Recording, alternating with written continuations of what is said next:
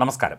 ആരോഗ്യമന്ത്രി വീണ ജോർജിന്റെ ഭർത്താവിന്റെ ഭൂമി സംരക്ഷിക്കുന്നതിന് CPM ജില്ലാ കമ്മിറ്റിയുടെയും പൊതുമരാമത്ത് വകുപ്പിന്റെയും വഴിവിട്ട സഹായം ചെയ്യുന്നതിനെതിരെ പത്തനംതിട്ട കൊടുമൺ പഞ്ചായത്തിൽ UDF ആഹ്വാനം ചെയ്ത ഹർത്താലിനോട് സഹകരിച്ച് നാട്ടുകാരും വ്യാപാരികളും.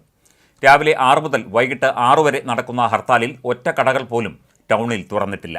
വാഹനഗതാഗതത്തിന് തടസ്സമില്ല. ഏഴംകുളം കൈപ്പട്ടൂർ റോഡരികിൽ കൊടുമൺ സ്റ്റേഡിയത്തിന് എതിർവശം ആരോഗ്യമന്ത്രി വീണ ജോർജിന്റെ ഭർത്താവ് ജോർജ് ജോസഫിന്റെ ഉടമസ്ഥതയിലുള്ള ഭൂമിക്ക് മുന്നിലുള്ള ഓട അലൈൻമെന്റ് മാറ്റി നിർമ്മിക്കാൻ ശ്രമിക്കുന്നതിന് എതിരെയായിരുന്നു ഹർത്താൽ. ജോർജ് ജോസഫ് ഉദ്യോഗസ്ഥരെ ഭീഷണിപ്പെടുത്തി ഓടയുടെ അലൈൻമെന്റ് മാറ്റിയെന്ന് ജില്ലാ കമ്മിറ്റി അംഗം കൂടിയായ പഞ്ചായത്ത് പ്രസിഡന്റ് KK ശ്രീധരൻ കൂടി പറഞ്ഞതോടെ CPM ജില്ലാ നേതൃത്വവും വെട്ടിലായി. ഒരു കാരണവശാലും ഓടയുടെ അലൈൻമെന്റ് മാറ്റാൻ അനുവദിക്കില്ലെന്ന് കോൺഗ്രസ് നേതാക്കൾ പറഞ്ഞു. CPM ജില്ലാ സെക്രട്ടറി നേരിട്ട് വന്ന് നിന്നാണ് അനധികൃതമായി അലൈൻമെന്റ് മാറ്റാൻ ശ്രമിച്ചത്. ഇതിന് പൊതുമരാമത്ത് മന്ത്രിയുടെ പിന്തുണയുമുണ്ട്. കൊടുമൺ പോലീസ് സ്റ്റേഷന്റെ സ്ഥലം ജോർജ് ജോസഫ് കൈയേറിയിട്ടുണ്ട്. ഇത് തിരിച്ചുപിടിക്കണമെന്നും നേതാക്കൾ ആവശ്യപ്പെട്ടു.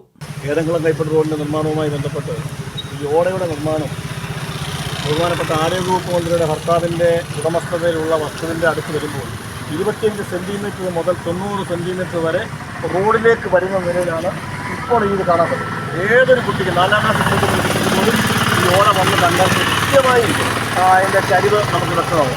അത് മാറ്റി അലൈൻമെൻറ്റ് മാറ്റാതെ ഈ റോഡിൻ്റെ പൂർണ്ണമായ സ്ഥലം, റോഡിന് ഇന്നലെ വരെ ഉപയോഗിച്ച സ്ഥലം റോഡിനായി കിട്ടത്തക്ക നിലയിൽ ഓടയുടെ നിർമ്മാണം നടത്തണം എന്ന നിലയിൽ ബഹുമാനപ്പെട്ട ഡെപ്യൂട്ടി സ്പീക്കറുടെ സാന്നിധ്യത്തിൽ സർവകക്ഷി യോഗം തീരുമാനിക്കുകയും ആ സർവകക്ഷി യോഗത്തിന് വിരുദ്ധമായി പണി ഇന്നലെ നിർദ്ദേശിച്ചതുകൊണ്ടാണ് ഇന്നിവിടെ ഹർത്താലും ഇന്നലെ ഞങ്ങളെ പോലീസുകാർ അറസ്റ്റ് ചെയ്യുന്ന നിലയിലേക്ക് കാര്യങ്ങൾ എത്തിയത്.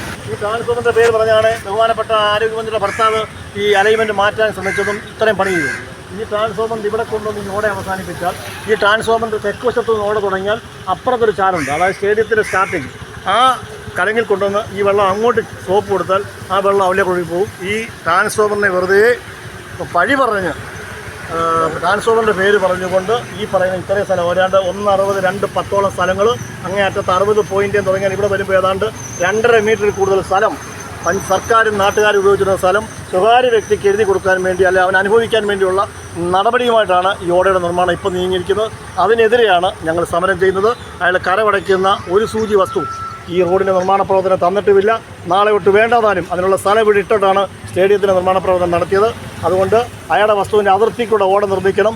ബാക്കിയുള്ള സ്ഥലം കൂട്ടുകെട്ടയോ കോൺക്രീറ്റോ ചെയ്ത് ഈ നാട്ടിലെ സാധാരണക്കാർക്ക് പാർക്കിംഗ് ഏരിയയാക്കി മാറ്റണമെന്ന നിലയിലാണ്. തീരുമാനമായില്ലെങ്കിൽ പണി നിർത്തിവെക്കണമെന്ന് പറയും. ഓടയുടെ നിർമ്മാണം ഒഴിച്ച് ബാക്കി എല്ലാ പണിക്കും ഞങ്ങൾ സർവ്വന സഹായം ചെയ്യാൻ തയ്യാറാണ്. ഓടയുടെ നിർമ്മാണ പ്രവർത്തനം അലൈൻമെൻറ്റ് മാറ്റി ഈ പറയുന്ന സ്ഥലത്തുകൂടി തന്നെ കടന്നു പോകണമെന്ന നിലയിലാണ് ഞങ്ങളുടെ ഇപ്പോഴത്തെ സ്റ്റാൻഡ്. റോഡിന് റോഡിൻ്റെ ഉദ്ഘാടന സമയത്ത് സംസാരിച്ചത് റിയാസ് ഉൾപ്പെടെയുള്ളവർ സംസാരിച്ചത് 12 മീറ്റർ വീതി എന്നായിരുന്നു. 9 മീറ്റർ ടാറിങ്, 3 മീറ്റർ ഐറിഷിങ്, അതിനുശേഷം ഓട എന്നായിരുന്നു. ഇപ്പോൾ മൊത്തത്തിൽ വന്നപ്പോൾ 12 മീറ്ററേ ഉള്ളൂ ഓട ഉൾപ്പെടെ. 2 സൈഡിലൂടെ 1 മീറ്റർ 2 മീറ്റർ 2 സൈഡിലൂടെ ആകുമ്പോൾ 2 മീറ്റർ ഓടയ്ക്ക് പോകും. പിന്നെ 10 മീറ്ററേ ഉള്ളൂ. ആ 10 മീറ്ററാണ് പോസ്റ്റ് വരുന്നത്. അപ്പോൾ പിന്നെ അര മീറ്ററും 50 സെൻറ്റിമീറ്റർ അതിന് പോകും. 9.5 മീറ്റർ വീതിയിലേക്ക് ഈ റോഡ് ഗതാഗതത്തിന് തുറന്നു കൊടുത്തു കഴിഞ്ഞാൽ അപ്പുറത്തുനിന്നും ഇപ്പുറത്തുനിന്നും 2 നല്ല വാഹനങ്ങൾ കടന്നു വന്നാൽ ഒരു ബൈക്കുകാരൻ നടക്കാനോ ഒരു ബൈക്കിന് സൈഡ് കൊടുക്കാനോ പറ്റാത്ത നിലയായിരിക്കും. ഭാവിയിൽ ഈ നാട്ടിലെ വളർന്നു വരുന്ന തലമുറയോട് കാണിക്കുന്ന ഏറ്റവും വലിയ ദ്രോഹമായിരിക്കും. അതുകൊണ്ട് ടൗൺഷിപ്പ് എന്ന നിലയിൽ ഇപ്പോൾ ഉപയോഗിച്ചുകൊണ്ടിരിക്കുന്ന റോഡിൻ്റെ വീതി പൂർണ്ണമായും റോഡിനും നാട്ടുകാർക്കും അനുഭവിക്കത്തക്ക നിലയിലേക്ക് മാറണം. സ്വകാര്യ വ്യക്തിക്ക് തീരെഴുതി കൊടുക്കുവാൻ പറ്റത്തില്ല എന്നതാണ് കോൺഗ്രസിൻ്റെ നിലപാട്. പഞ്ചായത്ത് കമ്മിറ്റിയുടെ തീരുമാനം അതാണ്. ആ തീരുമായി പ്രിന്റ് ചെയ്ത് കൊടുത്തിട്ടുണ്ട്. പോലീസ് സ്റ്റേഷന്റെ ഭാഗമാണെന്ന്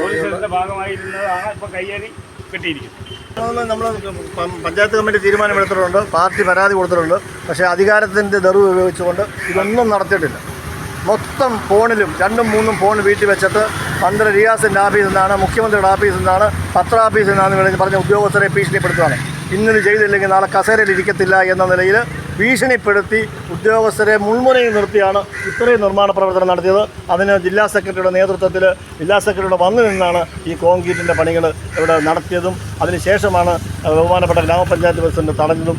അതിനുശേഷമാണ് ഞങ്ങളെ അറസ്റ്റ് ചെയ്യേണ്ടത്.